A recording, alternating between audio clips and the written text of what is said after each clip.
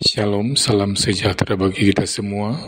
Saat ini saya akan membawakan renungan berdasarkan bahan MTPJ Sinode Gemim tanggal 4 sampai 10 Agustus tahun 2024 dengan bacaan Alkitab terdapat dalam Yeremia pasal 33 ayat 1 sampai 13 yang berkata demikian.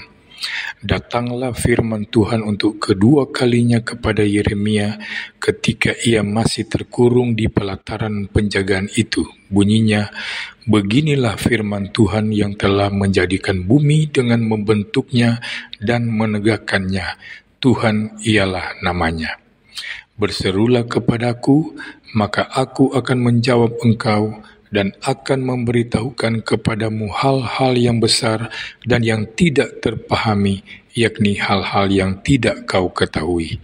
Sebab beginilah firman Tuhan Allah Israel mengenai rumah-rumah di kota ini dan mengenai gedung-gedung istana Raja Yehuda yang dirobohkan untuk dipakai terhadap tembok-tembok pengepungan dan pedang. Orang akan masuk pertempuran melawan orang-orang Kastim dan kota ini akan penuh dengan bangkai-bangkai manusia yang telah kupukul mati karena murkaku dan kehangatan amarahku, sebab aku telah menyembunyikan wajahku dari kota ini oleh karena segala kejahatan mereka. Sesungguhnya aku akan mendatangkan kepada mereka kesehatan dan kesembuhan, dan aku akan menyembuhkan mereka dan akan menyingkapkan kepada mereka kesejahteraan dan keamanan yang berlimpah-limpah.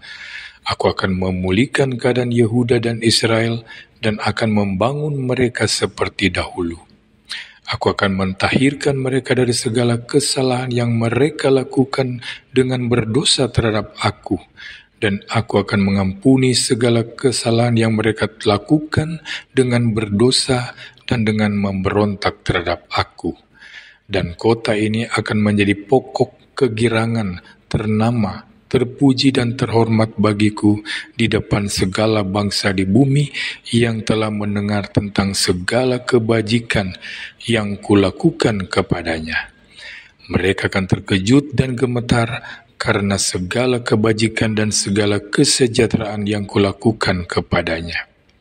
Beginilah firman Tuhan, di tempat ini yang kamu katakan telah menjadi reruntuhan tanpa manusia dan tanpa hewan, di kota-kota Yehuda dan di jalan-jalan Yerusalem yang sunyi sepi itu, tanpa manusia, tanpa penduduk dan tanpa hewan, akan terdengar lagi suara kegirangan dan suara sukacita, suara pengantin laki-laki dan suara pengantin perempuan, suara orang-orang yang mengatakan, bersyukurlah kepada Tuhan semesta alam, sebab Tuhan itu baik, bahwasanya untuk selama-lamanya kasih setianya, sambil mempersembahkan korban syukur di rumah Tuhan.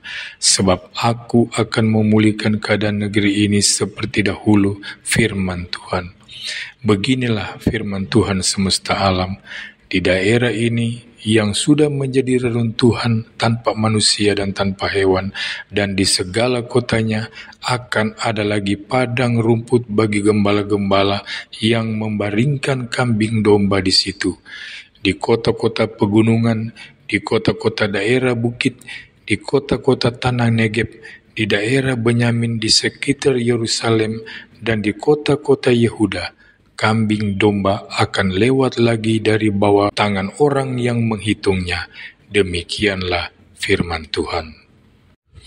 Saudara-saudara yang Kristus kasihi, pada tanggal 17 Juli tahun 2015, Kanselir Jerman Angela Merkel bertemu dengan seorang remaja pengungsi Palestina dari Lebanon yang keluarganya mencari suaka di Jerman. Remaja itu mengatakan kepada Merkel bahwa benar-benar sulit menyaksikan bagaimana orang-orang lain bisa menikmati kehidupan sementara mereka tidak bisa, sebab mereka tidak tahu kemana masa depan mereka tertuju. Merkel menjawab, politik memang bisa keras. Merkel menjelaskan bagaimana Jerman tidak bisa menampung ratusan ribu pengungsi Lebanon di Jerman. Mendengar jawaban ini, remaja tersebut menangis. Merkel mengusap-ngusap punggungnya, tetapi tetap berkeras dengan argumen politiknya.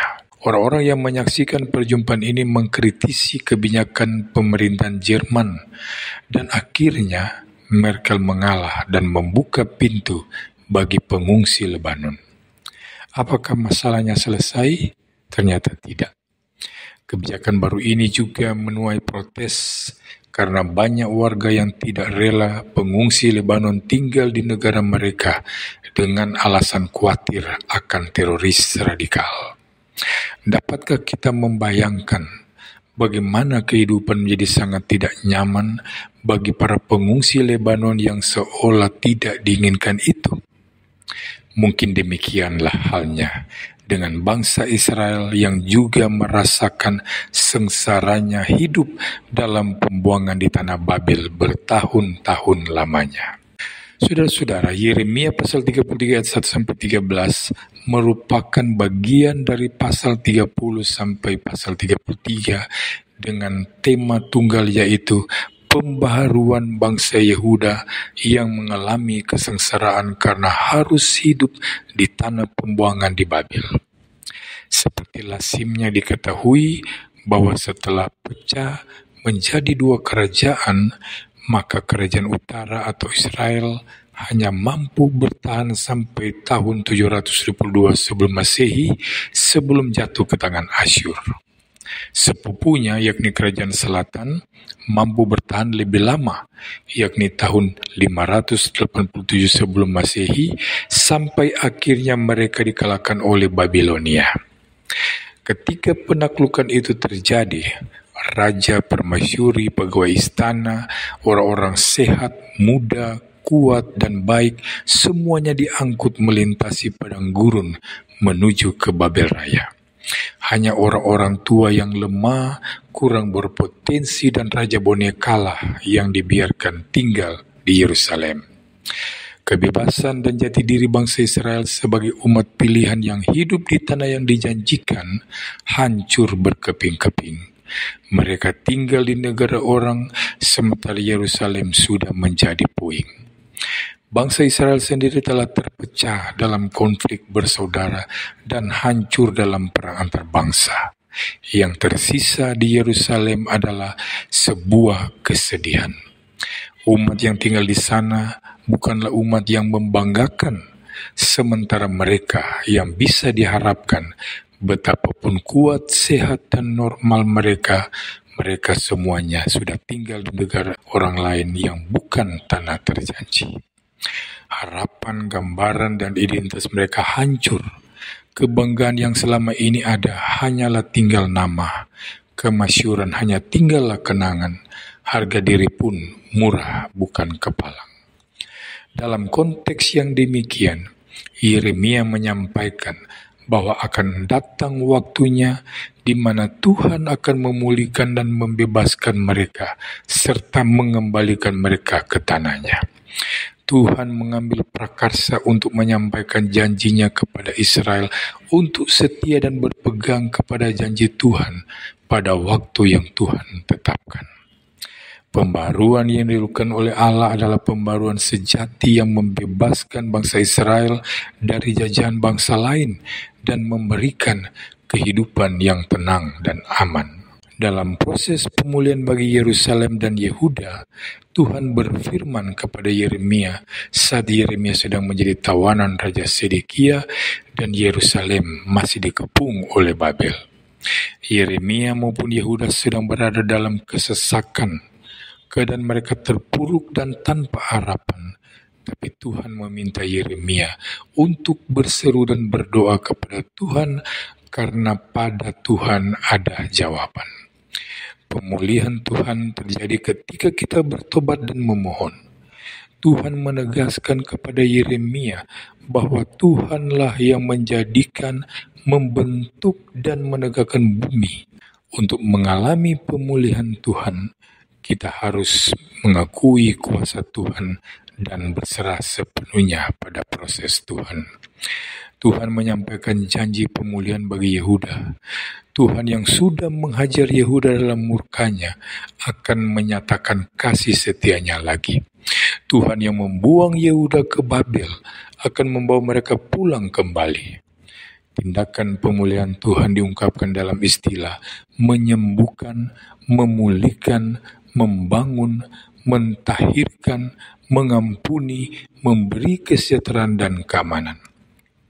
Ternyata pemulihan Tuhan berlangsung secara total dan menyeluruh seluruh aspek kehidupan Yehuda. Pemulihan tidak setengah-setengah. Pemulihan Tuhan tidak memakai sistem cicil. Nah, apa saja aspek pemulihan Tuhan bagi Yehuda? Pertama, pemulihan secara jasmani, yakni Tuhan mendatangkan kesehatan dan kesembuhan. Yang kedua, pemulihan infrastruktur. Tuhan membangun kembali kota yang sebelumnya mati dan gedung-gedung yang sebelumnya dirobohkan. Yang ketiga, pemulihan ekonomi. Tuhan memberikan kesejahteraan. Tempat yang sebelumnya kering dipulihkan menjadi padang rumput dengan hasil panen dan hasil ternak kambing domba. Yang keempat, pemulihan sosial. Tuhan mengembalikan Yehuda ke Kanaan. Kota dan jalanan yang sepi menjadi ramai kembali. Yang kelima, pemulihan budaya. Identitas Yehuda sebagai bangsa dipulihkan kembali. Yang keenam, pemulihan politik. Tuhan mengembalikan kejayaan Yehuda di mata bangsa-bangsa lain. Yang ketujuh, pemulihan keamanan. Tuhan memberi keamanan yang berlimpah. Bukan hanya sampai di situ, Tuhan juga memulihkan secara rohani, yakni Tuhan mentahirkan kesalahan dan mengampuni dosa. Jadi pemulihan yang bersumber dari Tuhan adalah pemulihan secara total dan holistik, artinya yang menyeluruh. Apa hasil dari pemulihan Tuhan itu? Umat Tuhan yang dipulihkan akan tampil beda. Yang sebelumnya terpuruk dan tanpa harapan akan bergirang dan penuh sukacita. Yang sebelumnya sesak dan terhimpit akan bersukaria. Umat akan mengucap syukur dan mempersembahkan korban dalam rumah Tuhan. Pemulihan Tuhan bukan sekedar proses mengembalikan seperti sedia kala, tapi juga sebuah proses pembaharuan untuk membentuk setiap pribadi dan persekutuan menjadi lebih bernilai dan lebih bermakna. Kita semua pasti merindukan pemulihan, dipulihkan dari sakit, dari hubungan rumah tangga atau hubungan dengan sesama yang retak, dari keterpurukan ekonomi dan lain-lain. Kadangkala di dalam proses pemulihan Tuhan, kita diganjar terlebih dahulu dengan berbagai persoalan yang menyesakkan. Ikutlah proses dari Tuhan. Pada Tuhan ada jawaban. Bukalah hati dan memohon dalam pertobatan, ya Tuhan, pulihkanlah kami. Ingatlah, pemulihan Tuhan terjadi bagi hati yang berserah pada proses Tuhan. Pemulihan tidak akan terjadi jika hati masih menyimpan keraguan, amarah, sakit hati, kebencian atau dendam. Kita tidak akan mengalami pemulihan jika saat sakit sudah berdoa tapi masih ragu. Saat ada konflik dengan pasangan atau rekan, lalu masih terus menyimpan sakit hati. Saat keadaan tanpa harapan dan kita cepat putus asa. Tapi bagaimanapun keadaan kita, Tuhan dalam rencana kekalnya tetap memulihkan kita. Ia telah memulihkan kita dari dosa dalam karya penyelamatan Yesus Kristus. Tuhan Yesus memberkati kita semua. Amin.